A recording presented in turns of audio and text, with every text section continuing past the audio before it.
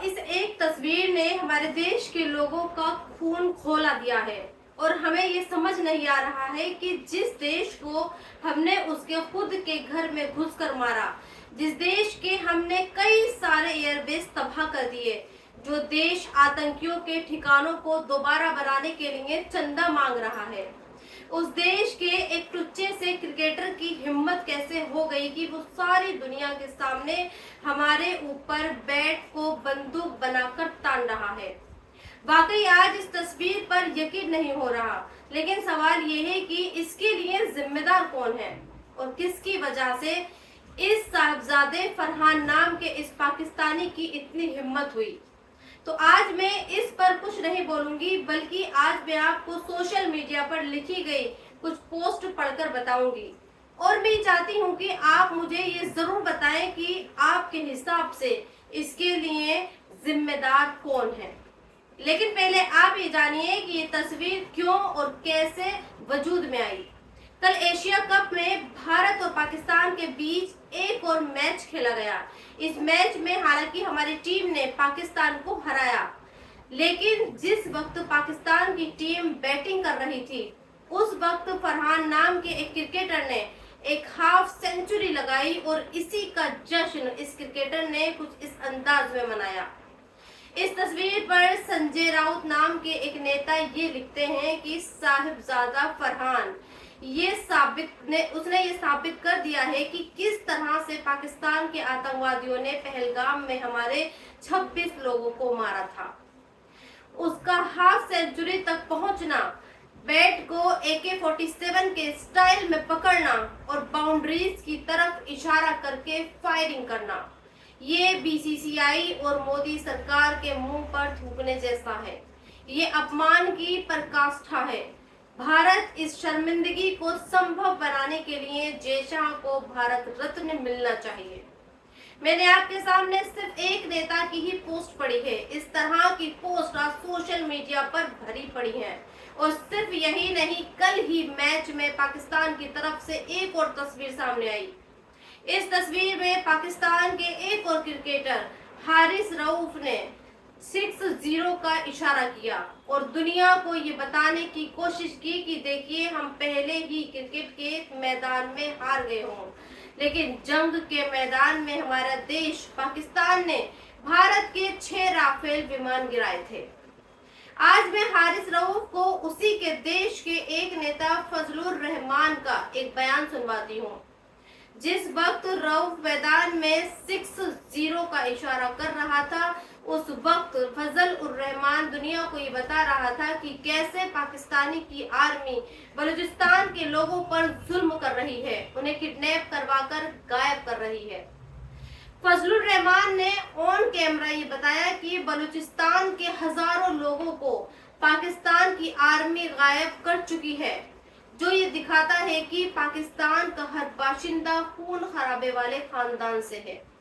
सोचिए, बलूचिस्तान के लोग उसके खुद के देश के हैं और मुसलमान हैं, फिर भी पाकिस्तान की आर्मी अपने ही लोगों को मारती है, उन पर जुल्म करती है।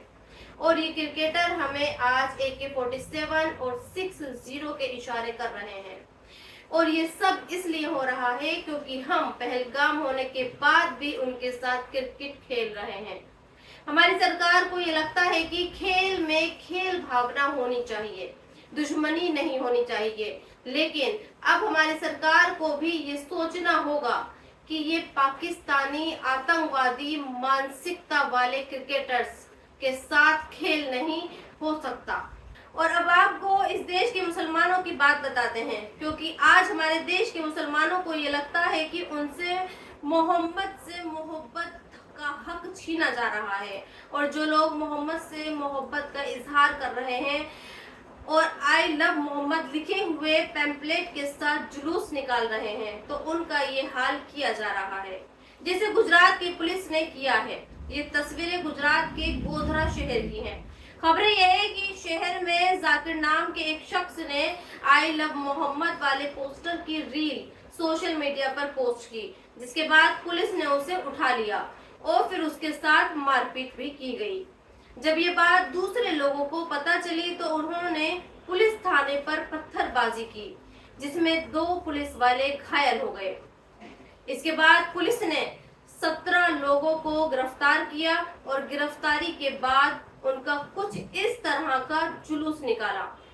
अब सवाल यहाँ ये पैदा होता है कि अचानक से मुसलमानों में आई लव मोहम्मद का पोस्टर हाथ में लेने का ये चलन कहाँ से पैदा हो गया, और क्या इस पोस्टर को हाथ में लिए बगैर मुसलमान ये साबित नहीं कर सकते कि वो अपने प्यारे नबी से मोहब्बत करते हैं।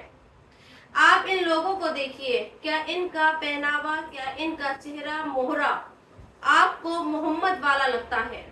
और आपको क्या लगता है कि जिसे अल्लाह के महबूब से सच्ची मोहब्बत होती है और होगी, और जो अल्लाह के प्यारे नबी की सुन्नतों पर अमल करता होगा, अल्लाह उनकी इज्जत को यूं नीलाम नहीं कराएगा। आज मैं आपको एक अमेरिकी महिला से मिलवाना चाहती हूँ और उसकी कहानी उन सारे मुसलमानों को बताना चाहती हूँ जो आप आई लव मोहम्मद की तस्वीर लेकर घूम रहे हैं। इस औरत का नाम इलिका कर्क है। इसके हस्बैंड को पिछले दिनों गोली मार दी गई थी। आज वो आंखों में आंसू लेकर ये कह रही है कि इसने अपने पति के हथियारों को माफ कर दिया है। साथ ही इसने अपने भगवान से भी ये कहा है कि वो भी इसके हस्बैंड के कातिलों को माफ कर दे। सोचिए, आज जो काम मुसलमानों को करना चाहिए वो ईसाई लोग कर रहे हैं। हम मुसलमानों को हदीसों और दीनी बातों के जरिए बचपन से ये बताया और समझाया जाता है कि माफ करना सीखो, नजरअंदाज करना सीखो, क्योंकि हमारे नबी यही किया करते थे। हमारे नबी उस बूढ़ी औरत का भी हाल चाल खैरियत पूछने चले जाते थे जो उन पर हर रोज कूड़ा फेंका करती थी। लेकिन आज मुसलमानों को पता नहीं क्या हो गया है, वो मोहम्मद से प्यार का इजहार एक तख्ती लेकर कर रहे हैं, जबकि मोहम्मद से प्यार और मोहब्बत तख्ती में नहीं बल्कि उनकी सुन्नतों में है। कल उत्तर प्रदेश के उन्नाव शहर में बहुत सारे लोग सड़कों पर उतरे, सिर तन से जुदा के नारे लगाए और पुलिस स्टेशन पर पथराव भी किया। और इसलिए किया क्योंकि इनके शहर में किसी ने मोहम्मद की शान में गुस्ताखी कर दी थी। मैं दावे के साथ कह सकती हूँ और मुझे ये 100% यकीन है कि अगर इनमें से आधे लोग भी सड़कों पर उतरकर सिर तन से जुदा के नारे लगाने के बजाय मस्जिदों में चले जाते और वहां 2 रकत नमाज और 2 रकत निफल पढ़कर अल्लाह से दुआ करते, तो यकीनन मोहम्मद की शान में गुस्ताखी करने वाला खुद माफी मांगने आ जाता। लेकिन इन्होंने ऐसा नहीं किया और ये लोग जाहिलों की तरह सड़कों पर उतर आए। अब जानते हैं क्या होगा।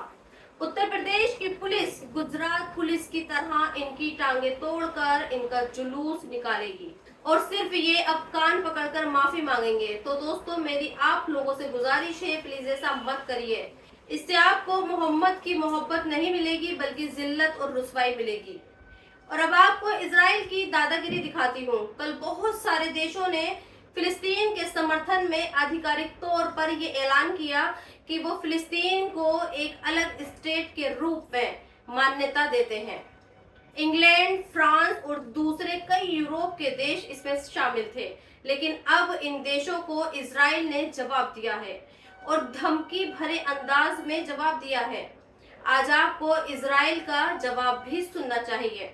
नेतन्याहू ने कहा, इन देशों को 2023 में हुई 7 अक्टूबर की घटना याद दिलाई और ये कहा कि जिस तरह से हमास ने 7 अक्टूबर को नरसंहार किया, वो ये दिखाता है कि ये देश फिलिस्तीन को एक स्टेट का दर्जा देकर ये साबित कर रहे हैं कि ये देश आतंकवादियों का समर्थन करते हैं और उन्हें नरसंहार करने पर पुरस्कार भी देते हैं।